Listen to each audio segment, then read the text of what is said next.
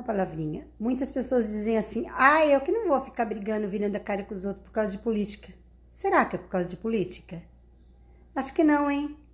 É porque as escolhas dos candidatos revelam o caráter, tá? Então não seria por causa de política. Seria porque, se você escolheu o mau caráter, é porque você se identifica com ele, tá? Então eu acho muito bom mesmo, tá? Não precisa.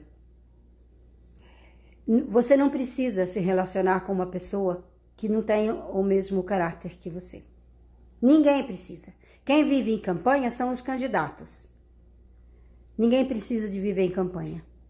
Só para manter o mau caráter do teu lado, só por causa disso. Você ficar sendo conivente com tudo e fazendo de conta que não tá vendo, só porque é coleguinha, porque é amiguinho. Não, não é não.